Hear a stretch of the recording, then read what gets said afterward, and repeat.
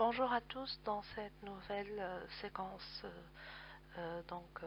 relative à la troisième partie du chapitre 3, couche physique. Dans cette partie, nous allons évoquer la technique de transmission en bande de base ou ce qu'on appelle codage.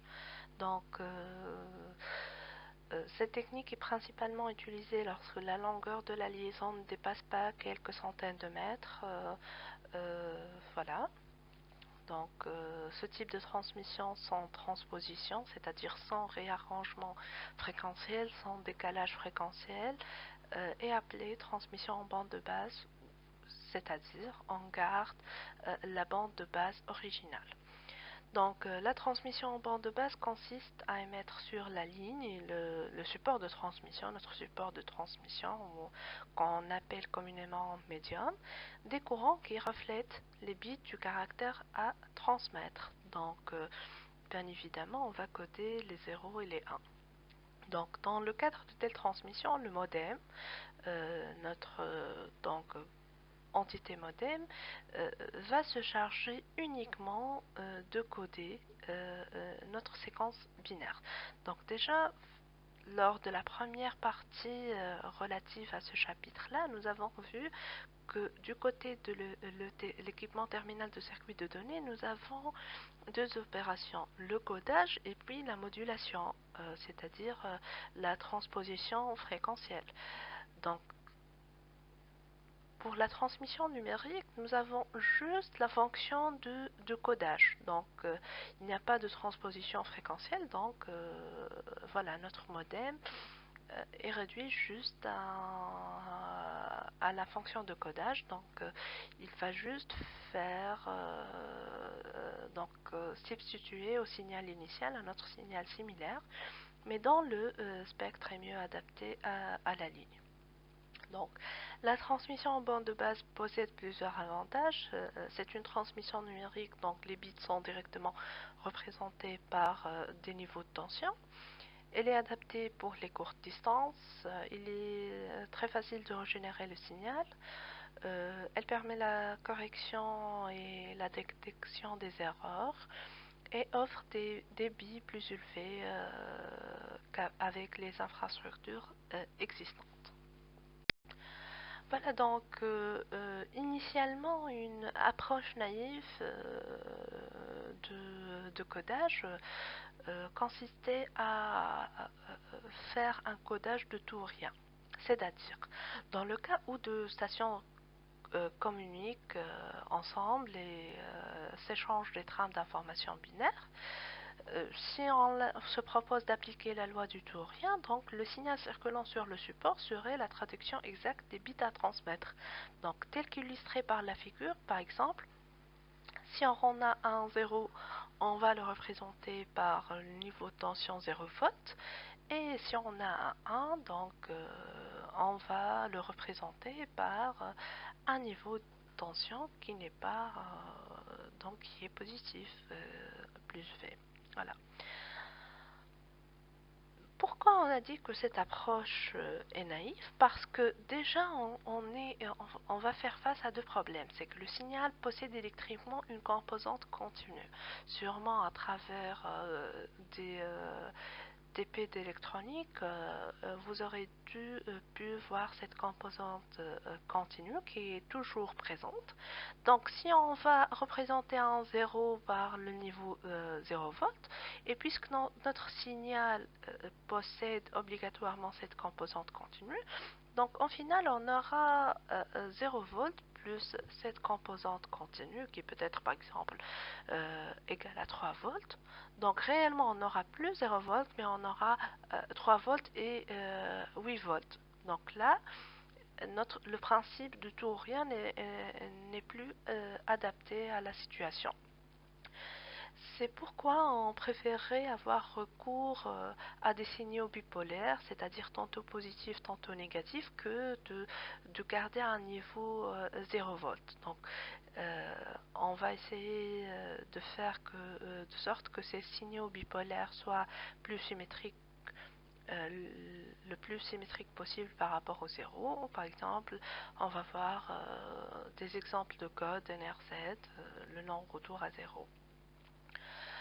Un deuxième problème, c'est que si on va faire face à une suite de 1 ou de 0, le signal ne va plus présenter de transition. C'est quoi une transition? C'est un changement de signal. Donc ces transitions sont importantes. Pourquoi? Parce qu'elles permettent la synchronisation du récepteur de la trame. C'est-à-dire, voilà. Donc là, on suppose qu'on a une séquence de 0. En codant cette séquence de 0 suivant le principe du code tutorien, donc on va avoir une séquence, on va garder le même niveau électrique, euh, peut-être le 0 volt, sur un laps de temps assez important. Donc là, comment pourrait-on distinguer s'il s'agit d'une séquence de 0 consécutif ou si on a perdu la connexion avec notre interlocuteur, notre station de destination? Voilà. Un autre exemple, par exemple, lorsque vous parlez à quelqu'un au téléphone.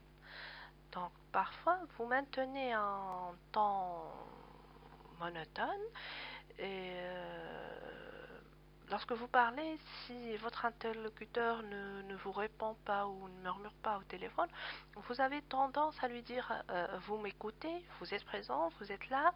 Donc pourquoi vous lui adressez ces messages-là? C'est pour garantir qu'il est présent, qu'il est en train de vous écouter. Donc là, euh, vous allez essayer de capter son attention en changeant de temps. Tantôt vous parlez d'un air monotone, tantôt vous haussez la voix, etc.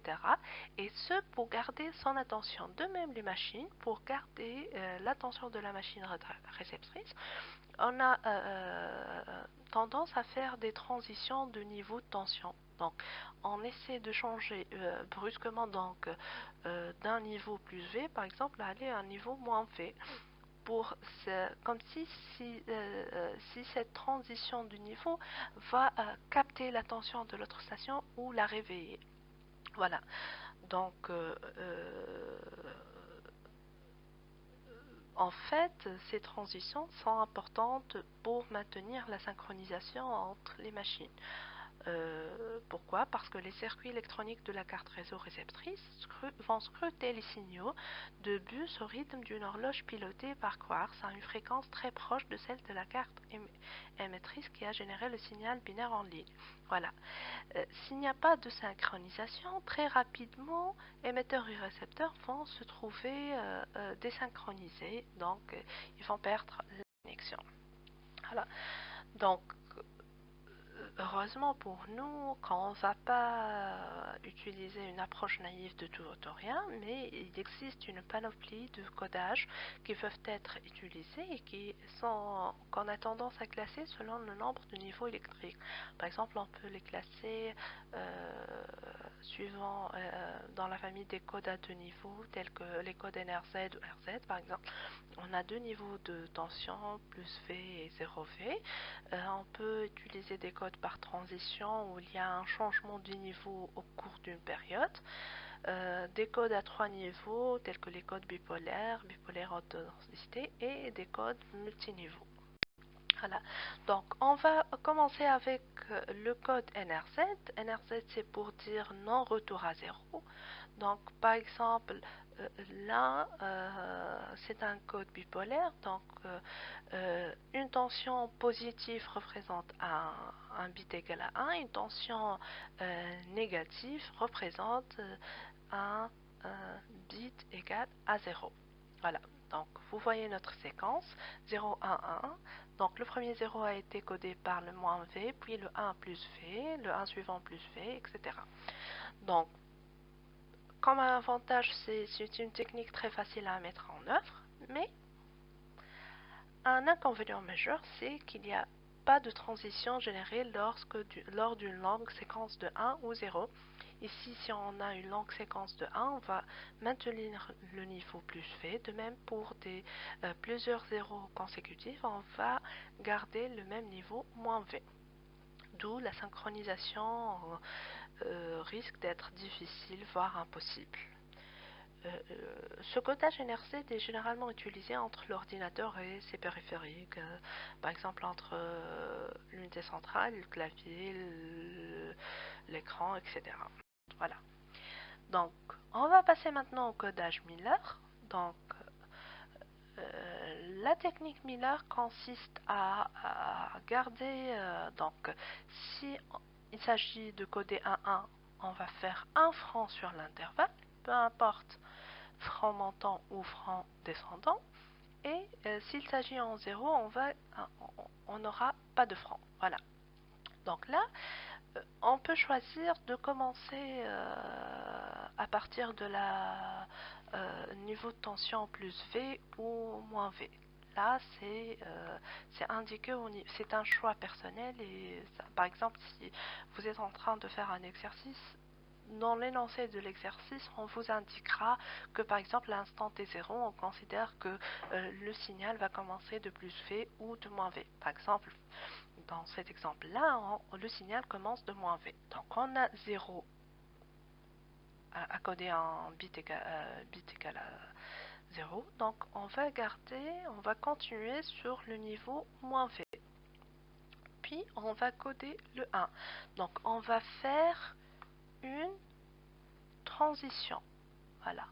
On va passer au milieu de la période de moins V à plus V. Donc là, c'est un franc montant parce qu'on passe d'une valeur inférieure à une valeur supérieure, puisque dans l'intervalle suivant, on a aussi à coder un 1. Donc il faut faire un franc. Là, on ne peut pas faire un franc montant parce qu'on n'a pas un autre niveau de tension pour passer de plus V à un autre niveau. Donc on est obligé de faire un franc descendant. Donc on va passer de plus V à moins V. Puis on trouve un 0, donc on va garder le niveau moins V tout au long de la même période, tout au long de la période, pardon. Là, une autre période, on va garder le niveau. Là, pourquoi on a fait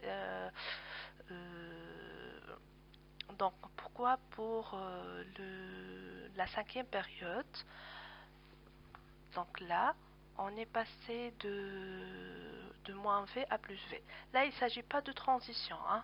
On appelle transition le changement du niveau au milieu de la période. Là, on n'a pas changé de niveau au milieu de la période, mais on a gardé le même niveau tout au long de la période. Mais pourquoi aller de moins V et plus V? C'est juste pour faire un basculement dans le signal. Hein. Voilà. Donc, on était à un plus V. Là, pour le 6e bit qui est un 1, on va faire un changement de niveau. Donc, on va passer du niveau actuel qui est le plus V à l'autre niveau qui est le moins V. Donc, ça sera un franc descendant. Voilà. Donc, le codage Miller peut être construit à partir du code bipolaire biphasé en supprimant une transition sur 2. Donc, c'est un code binaire dense, moins d'énergie concentrée sur les basses fréquences et moins d'énergie concentrée sur les hautes fréquences. Alors, comme je l'ai dit, ce sont des propriétés électroniques. Hein. Le codage Miller permet la conservation de l'horloge et l'indépendance de la polarité. Voilà. Donc le codage Manchester, là, c'est un codage biphasé où il y a toujours des francs. On a des francs pour le bit 0 et on a des francs pour le bit 1. Donc voilà, si on a un bit 0, donc on va toujours faire un franc montant, c'est-à-dire passer du niveau de tension le plus faible au niveau de tension le plus haut. Voilà. Si on a un bit 1, on va toujours faire un franc descendant, c'est-à-dire passer du niveau plus V au niveau moins V. Voilà. Donc, là,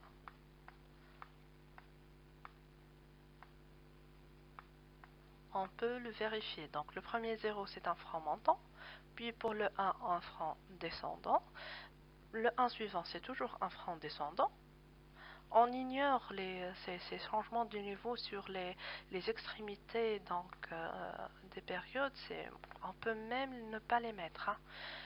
Pour le 1 c'est toujours un franc montant. Voilà, pour le 0 c'est toujours un franc montant.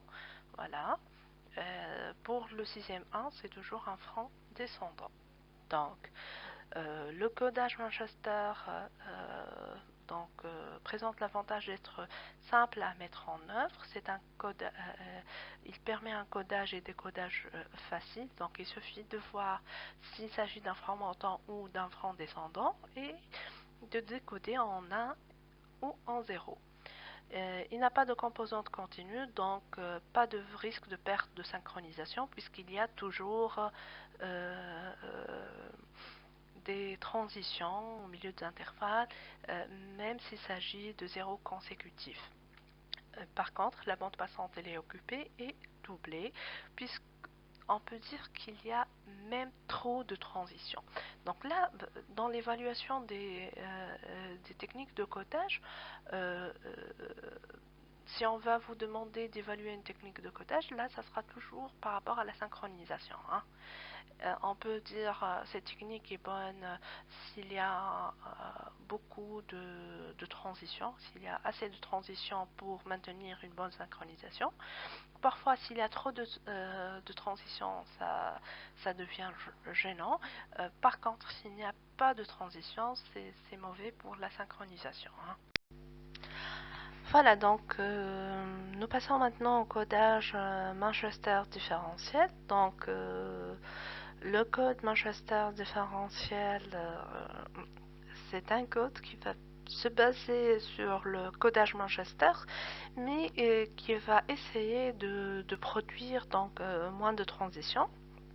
Donc, le principe est simple. Si on a codé un niveau logique 0, donc un bit égal à 0, donc on va recopier le signal précédent de la période précédente, ou ce qu'on appelle ici le moment élémentaire t-1. Par contre, si on a à coder un niveau logique 1, on a encodé un bit égal à 1, donc on va inverser le signal du moment élémentaire t-1. Voilà, cette technique est utilisée dans tokering. Donc voilà, nous abordons maintenant le codage Manchester différentiel. En fait, le codage Manchester différentiel de faire du codage Manchester dans la mesure où il permet moins de transitions, parce que le codage Manchester pêche un peu d'avoir un peu trop de transitions, même si c'est bon pour la synchronisation entre les machines. Donc le principe du codage Manchester différentiel, c'est qu'on va coder le niveau logique 0 du moment élémentaire t, à un instant t, en recopiant le signal du moment élémentaire t-1, donc en recopiant le signal précédent. Par contre, si on va coder un bit qui est égal à 1, donc on va inverser le signal précédent de la période précédente. Il est généralement utilisé dans tokering et son avantage c'est qu'il est insensible aux inversions de fils dans le câblage. Voilà, donc ici nous avons la séquence 0, 1, 1, 0, 1, 0 à coder.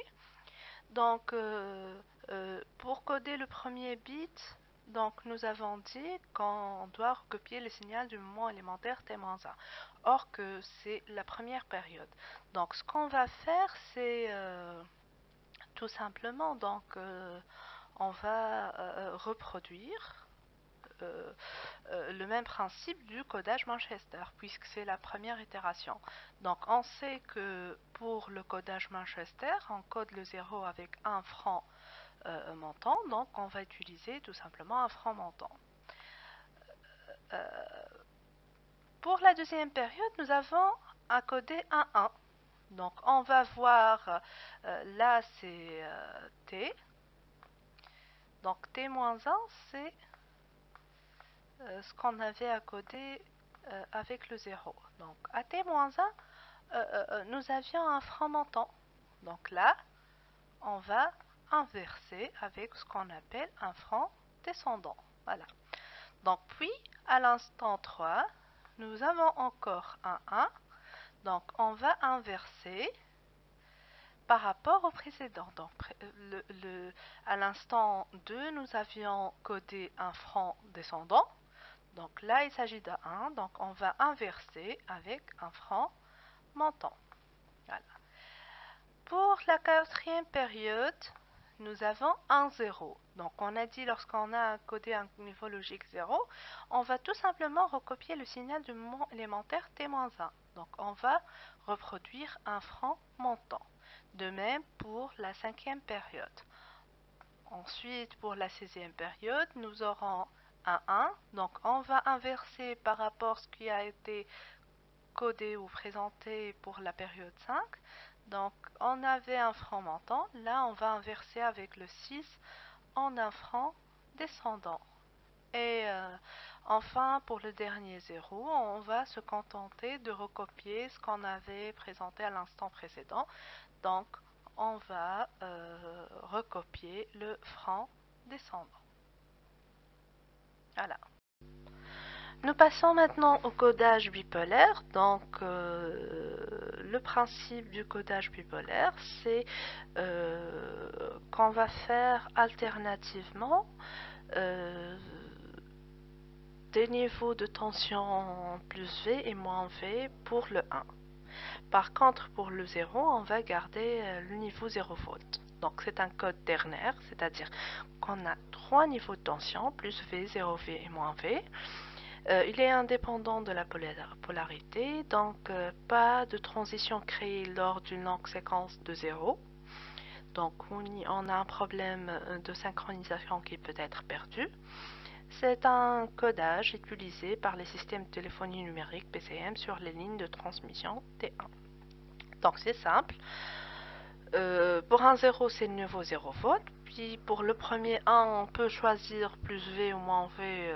Bon, tout dépend, c'est un choix personnel ou on peut être guidé par l'énoncé. Puis pour le 1 précédent, on va faire moins V. Pour les deux 0, donc de la période 3 et 4, là, on va garder toujours le niveau 0V. Puis on a un 1, donc on va revenir au dernier 1. Qu'est-ce qu'on avait fait pour le dernier 1? On avait fait un niveau moins V, donc là, on va faire un niveau plus V et ainsi de suite. Voilà. Donc, nous passons maintenant à une autre famille de codage. Donc, c'est ce qu'on appelle les codes haute densité binaire d'ordre N. Donc, le principe de base est le même que pour le codage bipolaire. Mais là, cette famille de codes va essayer d'éviter une trop longue série de zéros. Puisqu'avec une longue série de zéros pour le code bipolaire, on garderait le niveau 0 volt. Voilà. Donc là, on va introduire ce qu'on appelle un bit supplémentaire au signal pour terminer une série de 1-0 consécutifs. Voilà. Ce bit supplémentaire est de même phase que le dernier 1 transmis pour pouvoir l'identifier afin qu'il ne soit pas pris en compte dans l'information transmise. Alors, qu'est-ce qu'un code HDBN? Voilà. Par exemple, pour un code HDB3, on a au total 3 zéros consécutifs permis. Donc, à partir du quatrième 0, on doit changer obligatoirement la polarité par moins V, soit plus V.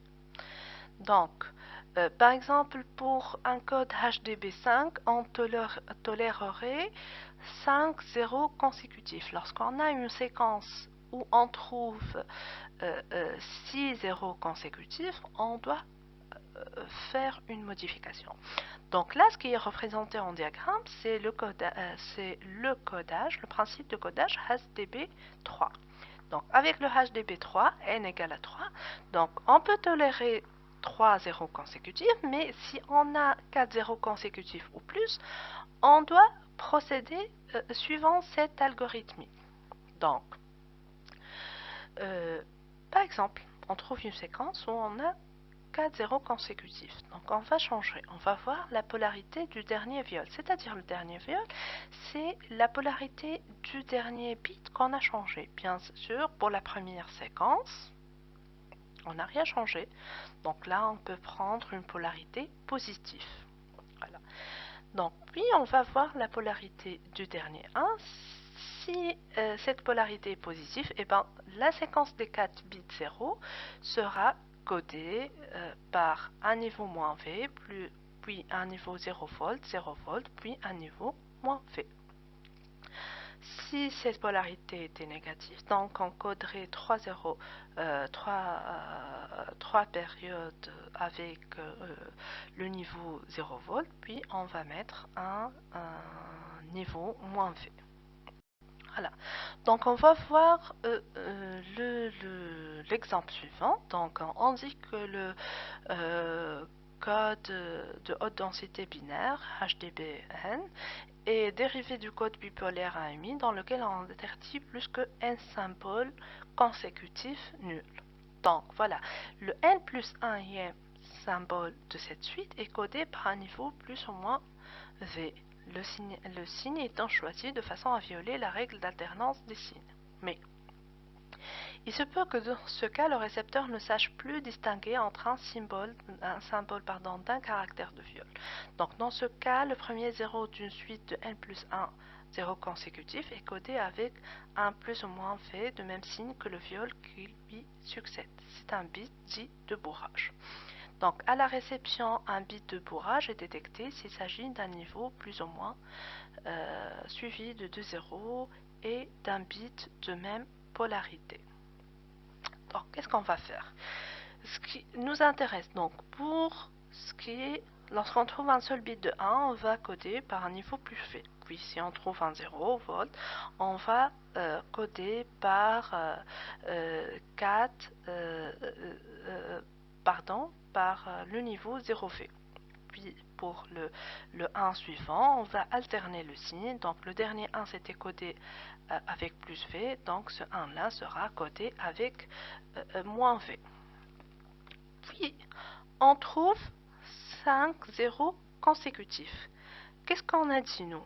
On a dit qu'on peut tolérer au maximum 3 zéros consécutifs. Donc il est impératif de substituer donc cette séquence par une autre séquence où on ne va pas garder le niveau 0V. Donc, des 5 zéros consécutifs, on va prendre les 4 premiers zéros consécutifs et on va suivre l'algorithme représenté par le slide précédent. Donc notre algorithme, qu'est-ce qu'il nous dit? Il nous dit qu'il faut voir la polarité du dernier viol. Donc là, nous, on n'avait pas fait précédemment un viol. Donc là, on considère que cette polarité par défaut est positive. Donc, puis on nous demande de voir la polarité du dernier A. Donc notre dernier A, c'est ce 1 là, donc le troisième 1, il est codé donc par 1 moins V. Donc la polarité est négative. Donc notre algorithme nous dicte qu'il faut changer les 4 zéros par la séquence 0, 0, 0, moins V. Voilà. Donc c'est ce que nous avons fait. 0, 0, 0, moins V. Puis on a le cinquième 0. Le cinquième 0 est traité comme un seul 0. Donc on va le coder avec le niveau 1 volt. Voilà. Donc puis on trouve une autre séquence de 4 zéros. Donc, puisque nous on tolère au maximum 3 zéros consécutifs, donc on doit impérativement suivre l'algorithme HDB3 pour changer cette séquence de 8. Comment va-t-on procéder? Donc, on va voir, donc, on nous demande dans un premier lieu de voir la polarité du dernier du dernier viol. En fait, c'est quoi le dernier viol? C'est ce bit-là qu'on a changé. Voilà. Initialement, donc là, c'est le dernier viol. Il est représenté par la flèche. Donc, c'était un 0. Normalement, ça aurait dû être codé par un 0 volt. Mais nous, on l'a codé avec un moins V. Donc, la polarité du dernier viol, c'est une polarité négative. Voilà. Donc, puis, on nous demande de voir la polarité du dernier 1. Donc, le dernier 1, avant cette nouvelle séquence, il est visible par la flèche. Voilà. Donc sa polarité est négative. Donc d'après notre algorithme, on va coder donc cette séquence de 4 zéros avec plus V 0 0 puis plus V. Voilà.